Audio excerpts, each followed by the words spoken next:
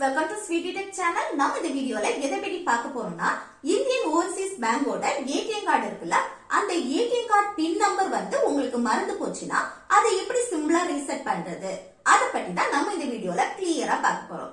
Okay friends, நம்ம சேனலை first time பாக்குறீங்கன்னா சப்ஸ்கிரைப் பண்ணி கூடவே இருக்க பெல் ஐகானை கிளிக் செய்து ஆல் ஆப்ஷனை எனேபிள் பண்ணுங்க. அப்பதான் நம்ம சேனல்ல போடக்கூடிய வீடியோஸ் எல்லாமே உங்களுக்கு நோட்டிபிகேஷன் வரும். ஓகே, இந்த வீடியோக்குள்ள போகலாம்.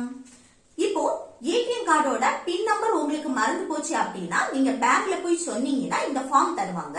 இந்த ஃபார்ம்ல ஃபர்ஸ்ட் பாருங்க டேட் எழுதுங்க, அடுத்து பிரான்ச் நேம் எழுதுங்க, அதுக்கப்புறம் நேம் கேட்டிருக்காங்க, உங்களோட நேம் எழுதுங்க. அடுத்து பாருங்க CA/SP இருக்கு. இப்போ உங்களோட அக்கௌண்ட் வந்து கரண்ட் அக்கௌண்ட் அப்படின்னா CA டிக் பண்ணுங்க, இல்ல சேவிங்ஸ் அக்கௌண்ட் அப்படின்னா SP டிக் பண்ணுங்க. அடுத்து அக்கௌண்ட் நம்பர் கேட்டிருக்காங்க, அதை கரெக்டா எழுதுங்க.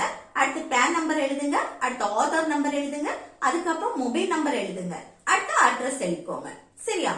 இப்போ நமக்கு வந்து ஏடிஎம் கார்டோட பின் நம்பர் தான் மறந்து போச்சு.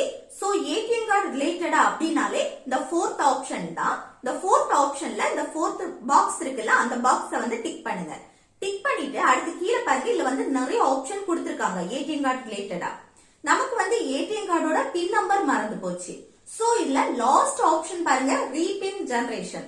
இந்த ஆப்ஷனை வந்து டிக் பண்ணுங்க. டிக் பண்ணிட்டு அடுத்து கீழே ஒரு பாக்ஸ் இருக்கு பாருங்க, இந்த பாக்ஸ்ல வந்து உங்க சைனை போடுங்க. ஓகே, சைன் போட்டுட்டு நீங்க வந்து பேங்க்ல கொடுத்துட்டு கொஞ்ச நேரம் கழிச்சு நீங்க பழையது போல, அதாவது இந்தியன் ஓவர்சீஸ் பேங்க் ஏடிஎம் மிஷின்ல போய் உங்க பின் நம்பரை வந்து செட் பண்ணிக்கோங்க. ஓகே ஃப்ரெண்ட்ஸ், இந்த வீடியோ உங்களுக்கு யூஸ்ஃபுல்லா இருக்குன்னு நினைக்கிறேன். யூஸ்ஃபுல்லா இருந்துச்சுன்னா இந்த வீடியோக்கு லைக் பண்ணுங்க, உங்க ஃப்ரெண்ட்ஸ்க்கு ஷேர் பண்ணுங்க.